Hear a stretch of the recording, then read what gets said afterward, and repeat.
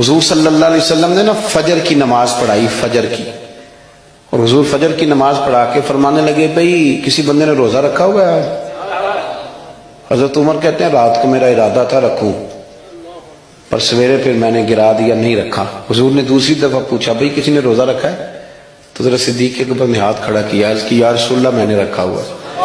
آپ حکم نہ دیتے تو نہ بتاتا، پر روزہ رکھنا بھی آپ نے توجہ دلائی ہے تو حکم بھی آپ کا بتاؤ تو بتا دیا۔ حضرت عمر کہتے ہیں حضور نے فجر کی نماز پڑھائی، فجر کی۔ دوسرا سوال پوچھا بھی کسی نے کسی بیمار کی تیمارداری کی ہے؟ تو حضرت عمر کہتے ہیں میں نے فٹافٹ عرض کی یا رسول اللہ ابھی تو نماز فجر پڑھی ہے، تو اب گھر جائیں گے تو تیمارداری کریں گے۔ تو حضور نے فرمایا عمر تو ذرا ٹھہر جانا، جلدی نہ کر، ٹھہر نا ذرا، رک تو صحیح۔ تو حضرت عمر فاروق رضی اللہ تعالیٰ عنہ فرماتے ہیں میں چپ کر گیا۔ حضور نے فرمایا بتاؤ بھی کسی نے تیمارداری کی ہے؟ تو صدیق اکبر نے ہاتھ کھڑا کیا، عرض کی یا رسول اللہ عبد الرحمن بن عوف رضی اللہ تعالیٰ عنہ 2-3 دن سے نماز پڑھنے نہیں آ رہے تھے، رات میں نے پتہ کرایا تو پتہ چلا بیمار ہے، اور حضور مجھے یہ بھی پتہ ہے وہ میرا یار ہے، مجھے پتہ ہے رات کو جلدی سوتا ہے پر تہجد میں ضرور اٹھتا ہے۔ تو حضور میں بھی ذرا فجر کے وقت جلدی اٹھا ہوں تو فجر میں آنے سے پہلے عبد الرحمن ابن عوف کی تیمارداری کر کے آیا ہوں۔ حضرت عمر کہتے ہیں میں نہ ہلکا ہلکا ڈھیلا پڑ گیا۔ حضور نے تیسرا سوال پوچھا، فرمایا کسی نے کسی مسکین کو کھانا کھلایا؟ کھانا کھلایا کسی مسکین کو؟ حضرت سیدنا عمر فاروق کہتے ہیں میں نے پھر عرض کی، میں نے کہا یا رسول اللہ ابھی تو فجر پڑی ہے، گھر جائیں گے کوئی چیز لیں گے تو کھانا کھلائیں گے۔ تو حضور پھر مسکرائے، فرمایا عمر تو ذرا ٹھہر نہیں جاتا، ذرا ٹھہرنا، ذرا نظارہ تو کرنا، گویا یہ شان صدیق اکبر کا جلسہ ہو رہا، ذرا ٹھہرنا۔ حضور نے پھر پوچھا بھی کسی نے کسی مسکین کو کھانا کھلایا ہے؟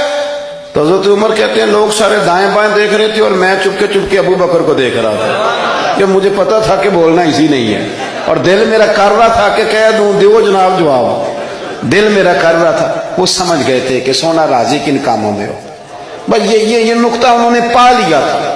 حضور نے فرمایا بتاؤ کسی مسکین کو روٹی کھلائی ہے؟ تو جناب سیدنا صدیق اکبر نے ہاتھ کھڑا کیا، عرض کی یا رسول اللہ سویرے اٹھا ہوں تو چھوٹا بیٹا بھی اٹھ گیا تھا، اور میرے وضو کرتے سنت پڑھتے ماں سے کہنے لگا بھوک لگ رہی ہے، تو ماں نے 2 روٹیاں بھی پکا دی۔ تو حضور ایک اس نے کھائی، دوسری اس کے ہاتھ میں تھی۔ جب ہم نکلے ہیں نا گھر سے تو دروازے پہ ایک فقیر کھڑا تھا، مسکین کھڑا تھا، کہہ رہا تھا رات سے بھوکا ہوں، کوئی دروازہ کھلنے کا انتظار کر رہا تھا، ابو بکر سب سے پہلے تیرا ہی کھلا ہے۔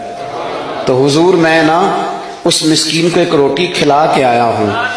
حضرت عمر فاروق کہتے ہیں میں نے گردن جھکا لی، اور میرے رسول کریم نے فرمایا اے اللہ میرے ابو بکر پہ رحم فرما، اللہ میرے ابو بکر۔ وہ سمجھ گئے تھے، مزاج شناست سمجھ آ گئی تھی کہ حضور کن باتوں میں، اور نا اپنے اوپر وہ سارا کچھ طاری کر لیا تھا انہوں نے، طاری، ان کی ادائیں بالکل ڈھل گئی تھی نبی پاک کی اداؤں۔ 3 دن وہ غار ثور میں رہے تو ہمارے صوفیاء فرماتے ہیں کہ ان پر تجلیاں بھی پڑی محبوب کی معرفت کی۔ جب مدینے آئے نا نبی کریم کو لے کے، تو کچھ لوگوں نے حضور کی زیارت کی تھی، کچھ نے نہیں کی تھی، تو کچھ آتے تو نبی پاک کی دستبوسی کر کے بیٹھ جاتے، حضرت ابو بکر سے ہاتھ نہ ملاتے، اور کچھ صرف حضرت ابو بکر سے ہاتھ ملاتے اور حضور سے ہاتھ ہی نہ ملاتے۔ میری بات پہ توجہ ہے آپ حضرات کی؟ تو کچھ لوگوں کو نا شبہ ہونے لگا، وہ معاذ اللہ سمجھنے لگے کہ شاید یہی اللہ کے رسول ہے۔ حضرت صدیق اکبر یہ کیوں شبہ ہوا؟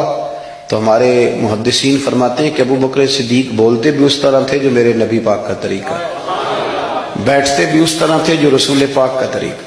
کہتے ہیں انہوں نے امامہ باندھا ہوا تھا تو جو امامے کا پیچ حضور کا ڈھیلا رہ گیا تھا ان کا بھی ڈھیلا رہ گیا، اس طرح اپنے آپ کو مزاج میں ڈھالا تھا، تو من شدی من تو شدم، میں اس طرح ڈھالا تھا مزاج میں، اس طرح کے کوئی فرق ہی نہیں نظر آتا تھا۔ وہ کہتے ہیں جب حضرت ابو بکر صدیق نے دیکھا نا کہ لوگوں کو تو شک ہو رہا ہے، کوئی میرے ساتھ ہاتھ ملا کے بیٹھ جاتے، تو حضرت صدیق اکبر نے کہا کوئی ایسا کام کرنا چاہیے کہ پتہ چلے آقا کون ہے غلام کون ہے۔ اٹھے، کندھوں پہ چادر تھی، وہ اتار کے نا تو حضور پہ سایہ کر دیا، لوگوں کو پتہ چل گیا کہ سایہ کرنے والا کوئی غلام ہے، اور جس پر سایہ کیا جا رہا ہے وہ آقا ہے۔ کیا خوبصورت نقطہ لکھا ہے مفسرین نے شارحین فرماتے ہیں تھوڑی دیر کے لیے، تھوڑی دیر کے لیے، تھوڑی دیر کے لیے حضرت ابوبکر صدیق نے حضور کے سر انور پر اپنی چادر کا سایہ کیا تھا۔ اللہ کے رسول نے احسان کا بدلہ یہ دیا، نیکی کا بدلہ یہ دیا کہ قیامت تک ان کی قبر پر اپنے گنبد کا سایہ فرما دیا، قیامت تک گنبد کا سایہ کر دیا۔